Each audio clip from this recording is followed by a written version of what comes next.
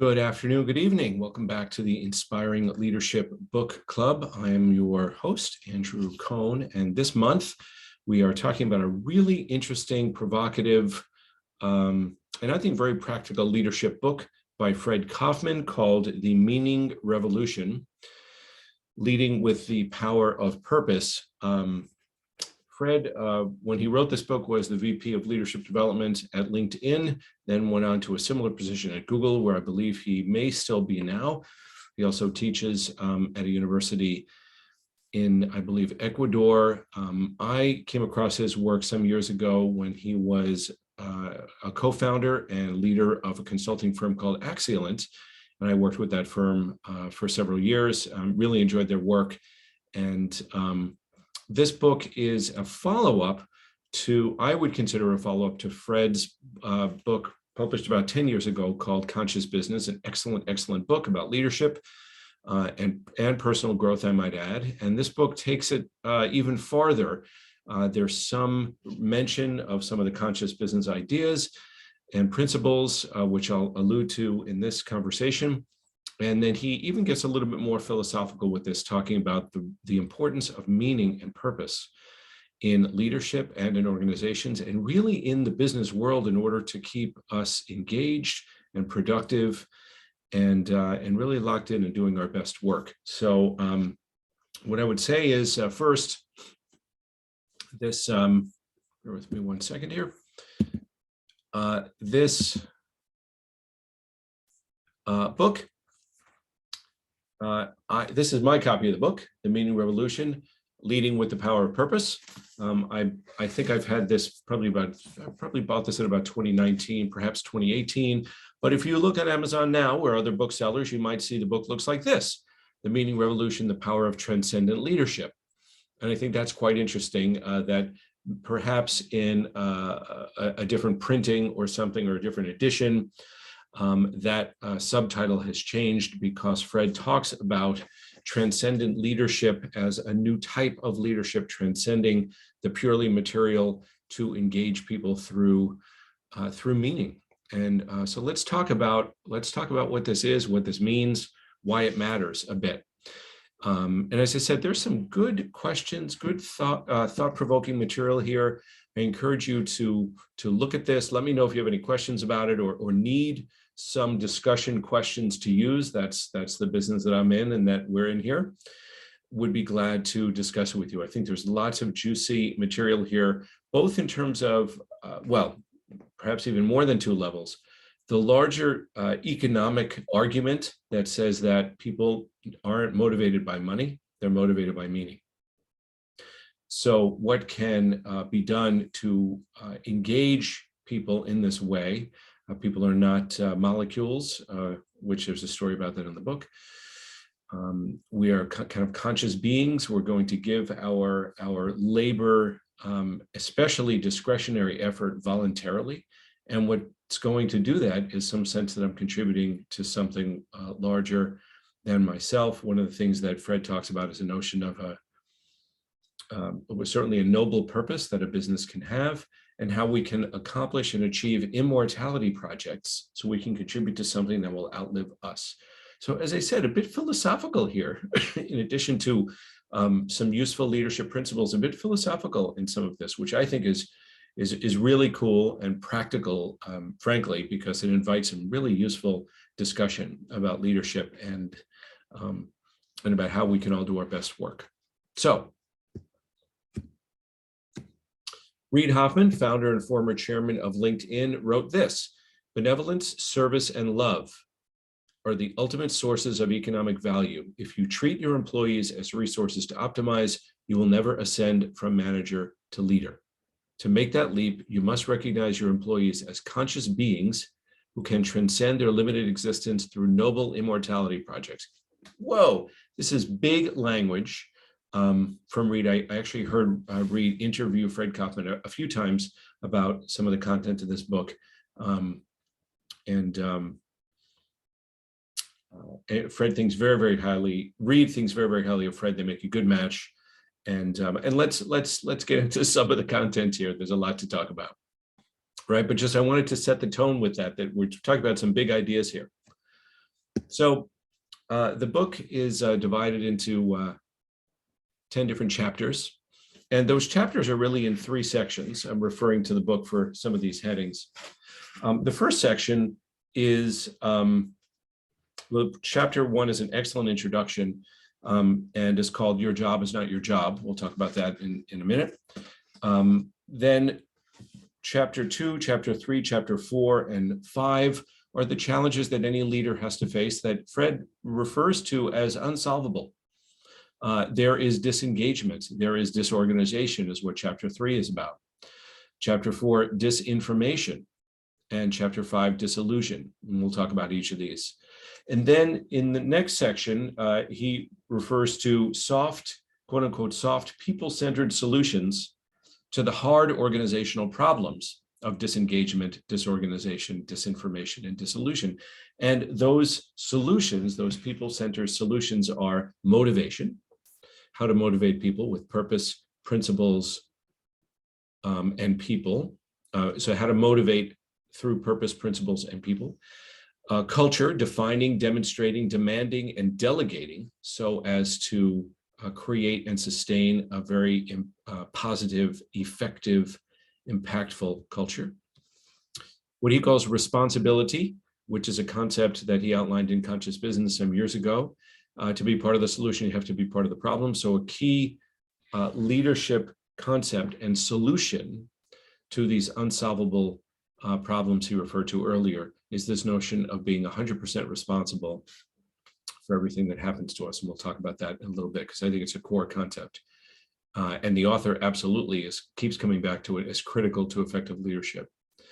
Collaboration, the skill of healthy partnered collaboration, which is different than, and part of that is escalation. And as he says, escalation is not confrontation.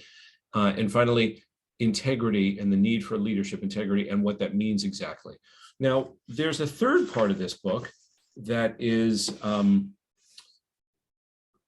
really what I think is more philosophical. He actually refers to Joseph Campbell's hero's journey and some real heady notions of leadership and self-actualization. Fred plays in that space, which I think is really cool and really useful. And I'm not focusing on that for purposes of this talk. I'm focusing on leadership and organizational culture. I'm leaving out some of these things that are a little higher and more evolved. And I also wanted to leave those out just to leave you with a little sense of wanting more. Chapter 11 is called Get Over Yourself, and about leaders not putting themselves in the middle of things. Chapter 12 is called Die Before You Die, and about this notion of facing your shadows so you can live how you need to live now because you have faced death to a certain degree. Literally, it's getting into that level of depth and really provocation in a productive way.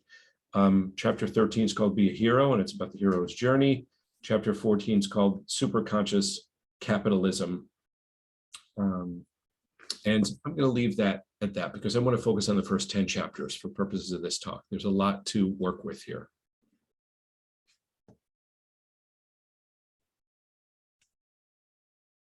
So as the author puts it, the meaning revolution explores a paradigm shift from matter to meaning.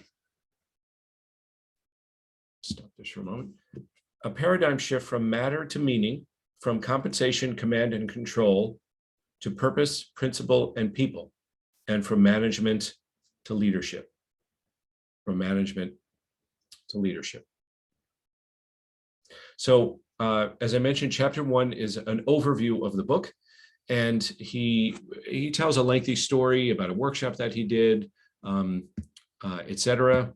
And a few points from that chapter that is real, I think is very, very interesting. And as you may have seen from the slide earlier, that chapter is about your job is not your job.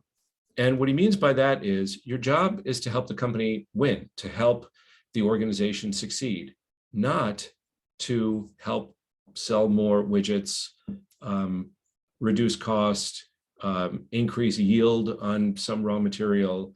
So in other words, my role is not my job. Everyone in the company has the same job, and that is to help the company be successful. And if we continue to focus solely on our roles, then the organization is going to suffer. Or, as he puts it, if you're going to focus on optimizing your system, then you're going to sub-optimize the organization. So if you optimize your subsystem, you sub-optimize the system. So he uses the example of, and I've heard him speak about this a number of times actually, about a soccer match, or he's from Argentina, let's call it a football match. If you're a defenseman, your job is what? To prevent goals. That's your job. But what happens if the team is losing 2-1? If the team loses 2-1, are you successful because you only allowed one goal? If you're a staunch defenseman, you'd say, yeah, absolutely, we had a great game, but you lost. So what's your job? Your job is to help the team win. So that might mean that sometimes the defenseman has to switch over and go into goal scoring mode, because the job of everybody on that pitch is to help the team win. And he goes on at length about this notion of, if we focus on optimizing our subsystem, then the whole system loses and can't possibly produce at the same level. So how can we get out of our own subsystems and see a larger point of view? And he starts with that in chapter 1, because I think it's so central to his thesis that we have to get out of localized thinking, especially localized incentivized thinking, that I'm going to be rewarded for only giving up one goal, even if we lost. And how do you balance that with a practical incentive system? So again, a lot to talk about here. Let me go back to sharing my screen, going back to this point. True leaders do not have followers, because the best leadership inspires followership to the mission, not to the leader. So as I've heard him say, servant leadership is a bit of a misnomer if we're talking about serving people, because in his view, I think this is a bit, maybe slightly confrontational. In his view, we're not all in service to me or to you as the leader. He says, I'm not going to give my heart and all of my efforts to you. I'm going to give it to the mission, to the noble purpose of the organization. And the best leaders elicit that type of ethic and dedication to the mission, not to the leader, right? And the mission lives on and survives the leader. Leaders can change. The mission is what it is. He said that in an interview, when he was interviewed to come work for LinkedIn, and he sat with, I think it was with Jeff Weiner at the time, not Reed. And Jeff said, come join us. And Fred said, I don't know if I really could come. You know, I've been a consultant for a very long time. I don't know that I could come, kind of be an inside cat again. These are my words, not his. And follow your leadership. I'm nothing personal. I don't know if I can dedicate myself to a leader like this. He said, no, don't follow me, follow the mission. Don't serve me or support me, support the mission of this organization. And he said that was a deal breaker to be describing the focus and the effort and and leadership in that way. So I think that's pretty cool. So the author talks about leaders who lead in this way as transcendent leaders. So transcendent leaders inspire followership not by relying on carrots and sticks as workplace incentives and the like, threats of firing people, that would be a stick. Not by relying on carrots and sticks, but by appealing to the belief that they have spent their waking time doing some good in the world. So if we're leading in this way, if we're motivating people in this way, inviting people to serve the mission this way, that's transcendent leadership as he defines it. As he says, the job of every leader is to elicit people's internal commitment to pursue a common goal. And this is done by making a transcendent offer that gives people a sense of significance. A sense of significance. I think that's very interesting and very impactful from a leadership point of view. So when he talks about motivation, The principles of, or the pillars, as he calls it, of intrinsic motivation, intrinsic meaning self-driven, not extrinsic, driven by money or titles or things like that, outer recognition, but by intrinsic, internally driven motivation. The four pillars there are purpose, which means significance, meaning, impact, service, self-transcendence. What is my purpose? What is the meaning of my work? How do I feel significant? That's purpose. Principles, which means integrity, ethics, morality, goodness, dignity, those types of principles can motivate us. People, and by this he means belonging, connection, community, recognition, respect, and praise. So what are the people-focused dimensions of motivation that can be brought out of us as we serve in an organization? And finally, the fourth pillar of intrinsic motivation is autonomy. And that means freedom, creativity, achievement, learning, self-mastery. So what are the ways in which, if I'm working in an organization, I can have more autonomy, and that provides more motivation for the work that I'm doing, for me to show up in a stronger way that way. I think that's a really, really interesting point and something to think about in our leadership. And if we coach leaders, what does that mean in terms of how we're coaching? Okay, we talked about that. Okay, before we get to culture, I want to hold on for just a second here before we get to culture, because there are a few other points to make here. As I mentioned early in the book, he talks about some of the challenges that leaders face and how they're really unsolvable. And because they're unsolvable, we need to lead through meaning, and we need to be in touch with our noble purpose. That is what will draw us to greater performance, greater leadership, greater sense of meaning individually and as an organization.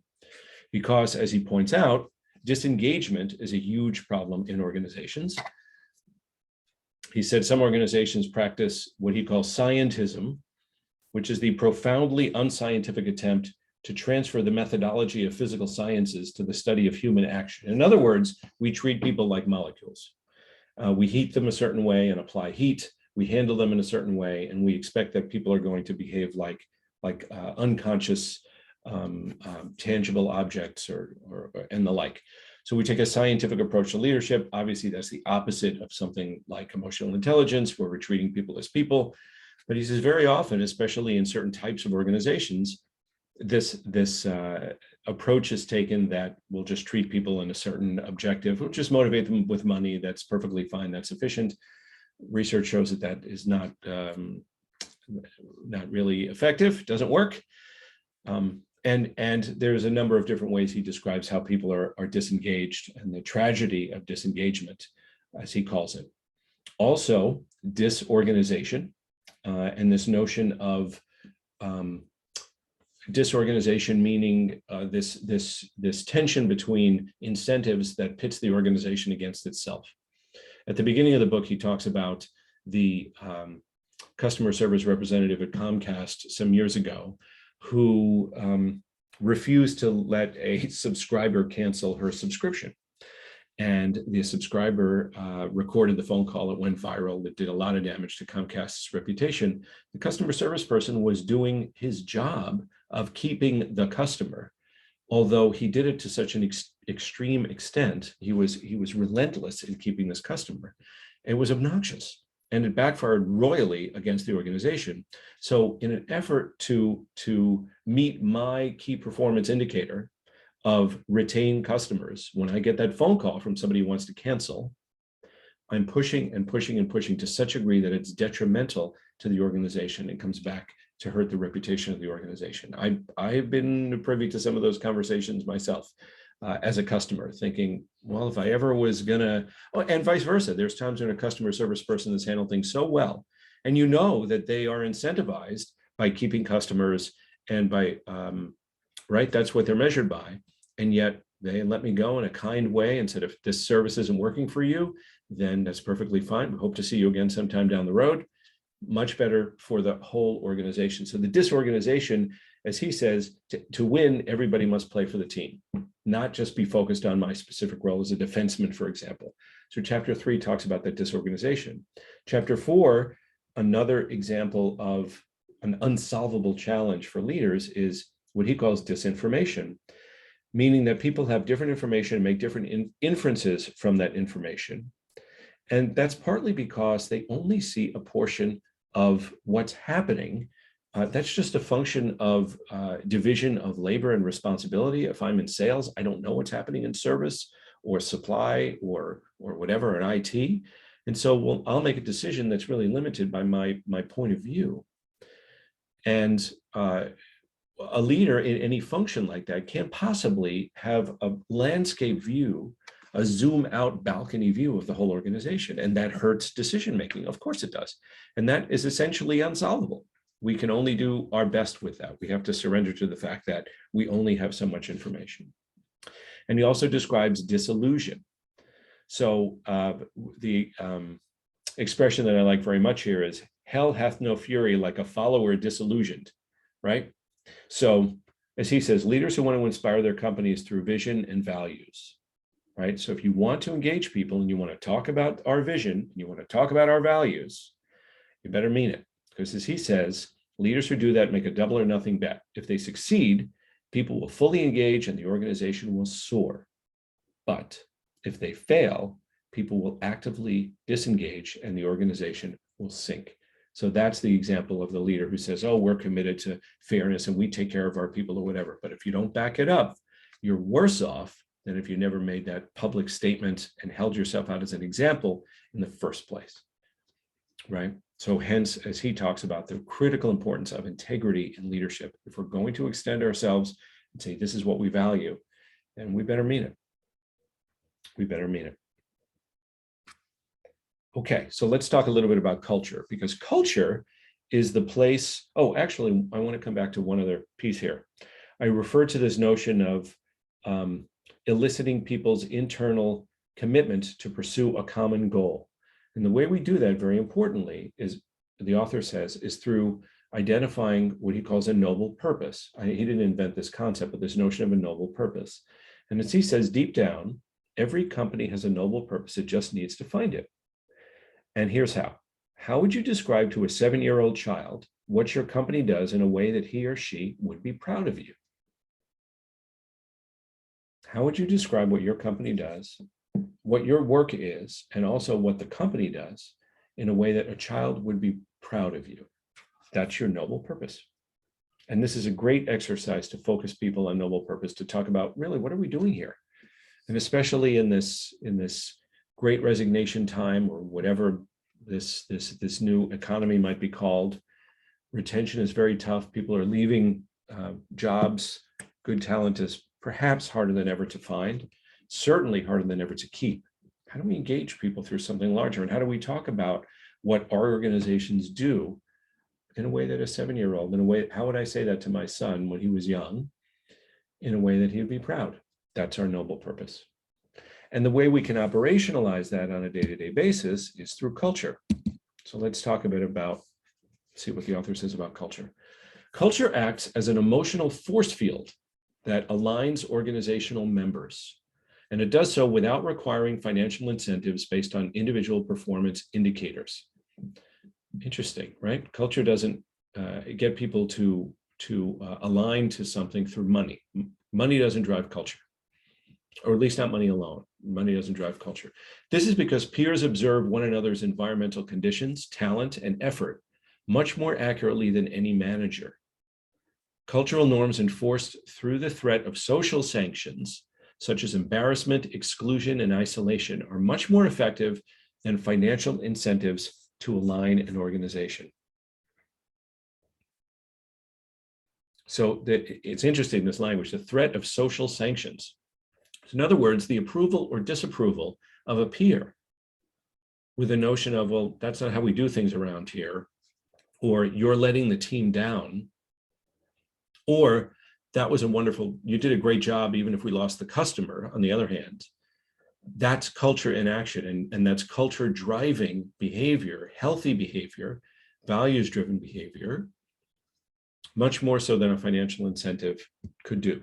So I wonder, how do you feel about that? Do you think that's true? Do you think that's accurate? I'm curious. I'd like to know your thoughts about that. As another comment about culture. Strong culture engages employees around noble purpose, ethical values, and meaningful goals. This elicits their internal commitment, this is that intrinsic motivation, and provides a sense of individual and collective identity.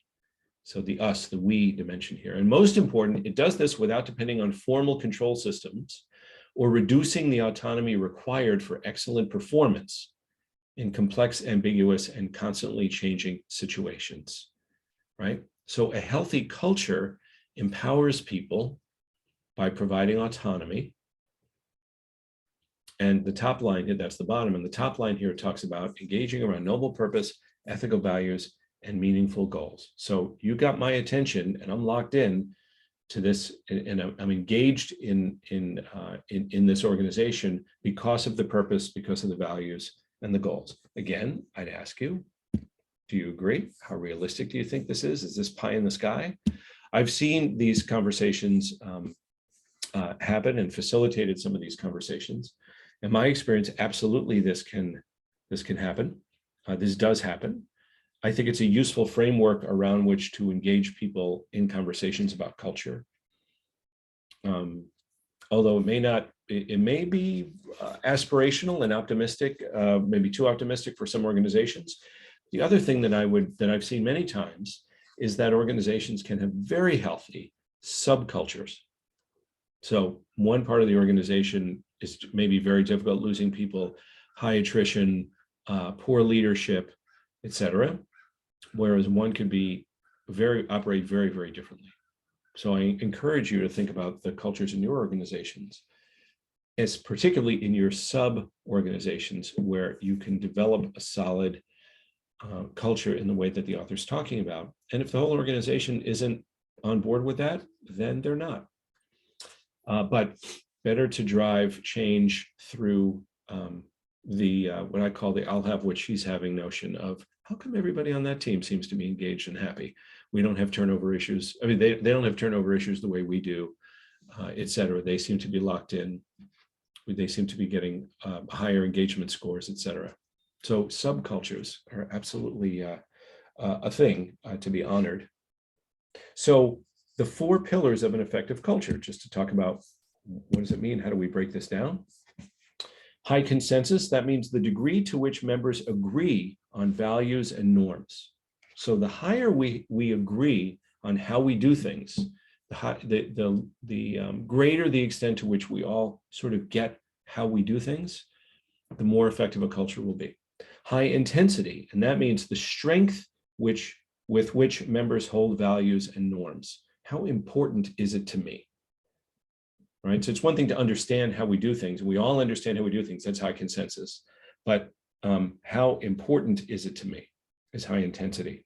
Productive content means the specific attitudes and behaviors defined by the behavioral norms.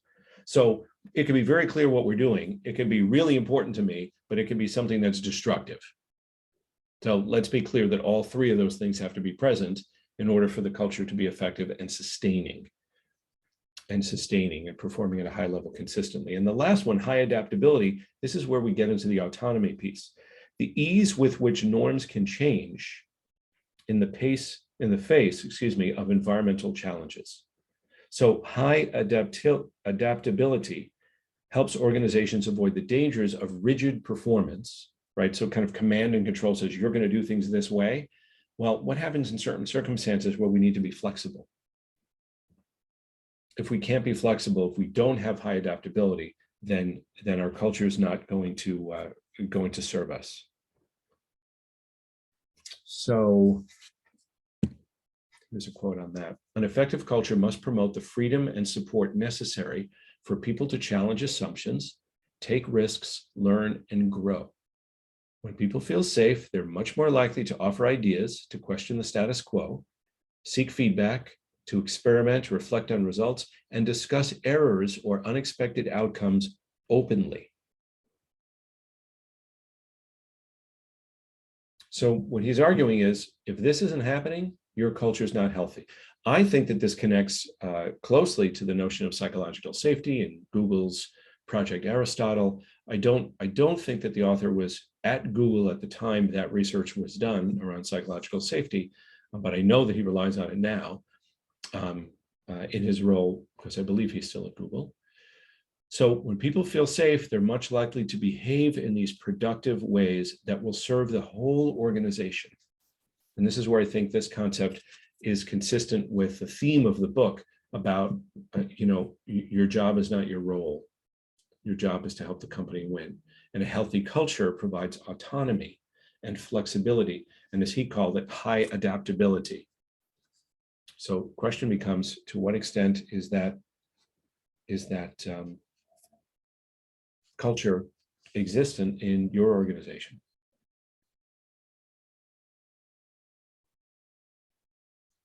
Okay. Where's that? I'm jumping around. Okay. So there's a bit in the book about establishing a healthy culture and establishing cultural norms. And he refers to the establishment of cultural norms as a 4-step process. I think this is very important from a leadership point of view. I referred to this earlier. Define the culture. So explicitly clarify the standards for expected behavior. How will we handle things? How do we do things? What is our norm, our cultural norm of behavior? To demonstrate that behavior. So leadership must demonstrate that. This may be obvious, but let's put it out there clearly. So I must behave according to the standard. So I'm going to define what it is. I'm going to behave that way. I'm going to demand. So the third D, define, demonstrate, and demand, is demand that type of behavior from others, right? So in other words, if somebody deviates from the standard, I need to confront them in a healthy way. So I need to define it, demonstrate it, demand it, and then delegate it. So require that everybody on the team will cascade that same behavior, that same willingness to confront when the norms are violated, et cetera. Define, demonstrate, demand, and delegate. I think it's a useful framework. Curious to know what you think. And I think I mentioned that the chapters 8, 9, and 10 talk about 3 essential process capabilities that are necessary parts of any effective culture, and to that point, to effective leadership. And one of them, well, let me see, there's 3, 8, 9, and 10. So one is about responsibility, as he calls it. And what does that exactly mean? It's a bit of a clever play on words, not responsibility, but responsibility. So this is the notion of accepting full responsibility for our actions in any circumstance, even if we didn't create that circumstance. So that means instead of seeing and presenting yourself as a victim of forces beyond your control, you must see and present yourself as a player responding to a challenge. Only then will you have the moral authority to demand that everyone else do the same. So this comes back to this notion of demonstrating the behavior ourselves, the key role of integrity, and how we've got to walk the talk, because we hold out these lofty vision, values, et cetera, and we don't operate on that level, then the disillusionment goes through the roof, as we talked about earlier. One thing to call out here, when he uses the word a player, he's talking about somebody who is in the field of play, not somebody who's watching and observing, not a spectator, but I'm on the field, I'm on the court, I'm on the pitch, whatever sports metaphor we want to use, and I'm in it. I consider myself part of the, in order to be part of the solution, you've got to be part of the problem. And so it's a different, this is really almost like a philosophical or conceptual way. It's really a mindset. And this is something that I've worked with and taught for a number of years. This is not about saying that it's my fault that there was traffic, but it is about saying that I'm responsible for managing the traffic. And I must be able to respond to the circumstances, hence this hyphenated responsibility. Responsibility is the ability to choose one's response to a situation, focusing on the aspects of reality that you can influence, instead of feeling victimized by circumstances we can't control. There are some circumstances I can't control. This isn't about denying reality. The question becomes, what do I focus on when something goes wrong? Do I focus on, there's nothing I could possibly have done? Or will I focus on, how might I have anticipated this better? How might I have contributed to this or enabled this in some way to happen? What can I do better next time? It's looking for opportunities to take responsibility. It's much more of a protagonist. I'm in charge of what's happening to me in my life and how I respond to it in my life and in my work. So it's a very, very powerful mindset notion.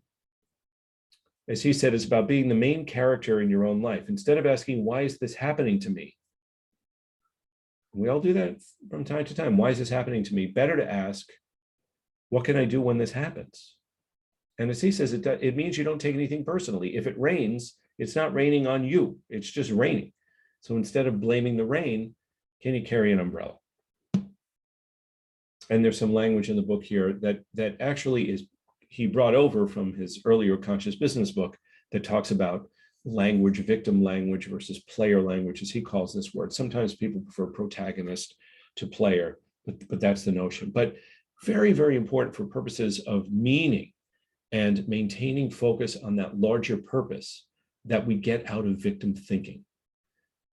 Not avoid it entirely, because we're human beings and there's times when we're going to feel like victims. That is human, but not to get stuck in it, not to get stuck in it. And in fact, when I've worked with this concept, I have found that it's maybe most useful in terms of a team or a group supporting one another, so that when we will naturally from time to time feel like victims of something, our customer collapsed and we were counting on this big order, or somebody said that they were going to provide something to us, we couldn't do it, therefore we can't keep this promise. How can we support one another to rise out of that victim thinking as quickly as we can? Because we're all going to be there sometimes. But how do we get out of it? And how do we support one another to be more of that player protagonist, to be more able to respond to what's happening and not stuck in a feeling as though, something terrible happened to me. Why did this happen to me? But from his point of view, that's a critical leadership capacity. And I would agree. That's responsibility. He also talks about collaboration and what healthy collaboration is, and this notion of escalating collaboration. So when there's a conflict, what could I do to resolve this conflict with my colleague? And then if necessary, to escalate it to someone with a higher point of view that can make a judgment call. When my colleague and I have been through a process of clarifying our own interests, clarifying what the restrictions are. For example, I feel attached to my position because I need to meet X goal. That's a restriction that's influencing my position. It could be that when it escalates to a leader, that leader can shift that restriction. That's possible. I don't have the power to do that. I don't have the power to change that goal, for example, or to shift that commitment that I might have unilaterally to meet that goal. So there's a 7-step process about escalating issues collaboratively that I think can be useful. And finally, he talks about integrity. And I've been talking about this during here for a few moments. And integrity is honoring your word. And Fred describes this in a particular way, in a very specific way. Some of that is we just understand that integrity means we're going to keep our word, we're going to keep our promises. But he goes further with it. A person with integrity keeps her promises whenever possible and still honors them if she's unable to keep those promises. So let's break this down. You make a clear promise by committing only to deliver what you believe you can deliver. You keep the promise by delivering it. And you can still honor the promise even when you can't keep it by letting the other person, the person you're promising something to, letting that person know of the situation and taking care of the consequences. So very importantly, it's not just about making a commitment with an awareness and an understanding and a reasonably high level of certainty that you can keep it. But when we make those commitments, even if something should happen, some circumstance should arise that I can't keep this commitment anymore, I can still honor the commitment by going back to the person and saying, this is what has come up. I'm no longer able to keep this commitment to do X by certain time up to a certain standard, for example, because something else has come up. I'm coming to you to honor my commitment, even if I can't keep it. Very, very important part of how he describes integrity. Also a really, really useful thing to discuss with a team or as a leadership principle. He talks about the steps to making a commitment, what it means to really honor a commitment. That's part of this discussion as well in that integrity chapter.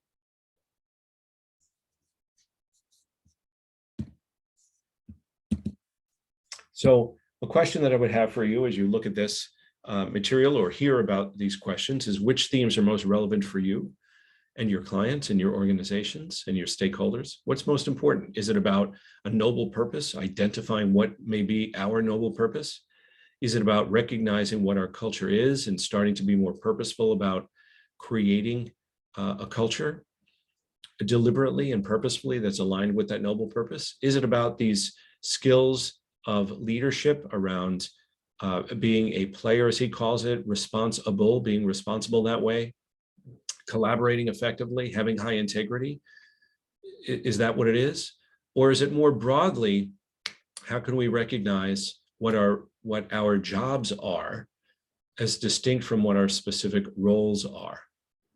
And how can we influence our organizations to pay attention really to the former, to focus on what our collective jobs are and how all our jobs really are the same to help the organization win? And then what can we do to communicate that effectively? So I invite you to think about that. What would you like to pay more attention to? What might your next steps be with this material? So this is the meaning resolution. Some impressive endorsements here of this book. I think it's a good read, an easy read, good stories. An easy read, but a challenging read. I think it challenges us to think about things differently and how we really could up our game as leaders or as people who influence and support leaders, as I do. Good material. So I invite you to contact me at any time with questions you may have about this or how you could use it. I think it's fascinating, provocative, useful, and I would highly recommend it. The Meaning Revolution, Leading with the Power of Purpose. That's at least the subtitle on my copy, or The Meaning Revolution, The Power of Transcendent Leadership, which is the other subtitle, as I mentioned earlier. So good luck, enjoy the book, and look forward to being in communication with you about it. See you next time.